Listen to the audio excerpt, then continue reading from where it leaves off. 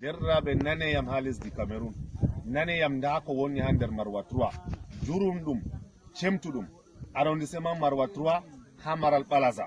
Ndare yimɓe ɗo ɗaɓɓita ndiyam ha jara garti ba domi, ndare ɗo ɓulli ɓe gasata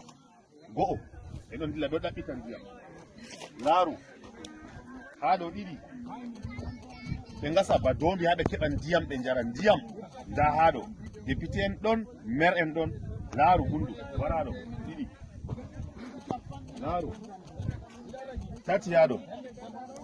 laru ha ɓe keɓa ndiyam ɓe jara. Ndaran kayefi ngare war fayi war laru haɗo, lar fayin haɗo, laru kayefi, laru gundu fayin ɓe gasata dei. Laru kayefi biyan ko lar haɗo fayin na lari war fayin ngare haɗo laru fayin ɓulli laru yimɓe ɗaɓɓititta ndiyam ɗaɓɓiti war fayin laru lar haɗo oke laru laraɗo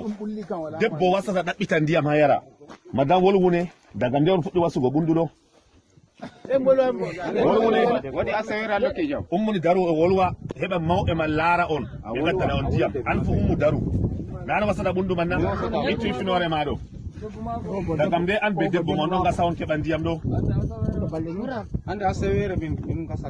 asawere on ɗon gasa ha on keɓa ndiyam on jara ha madame on keɓata ndiyam sam. Laaru député en on ɗon, maire en on ɗon,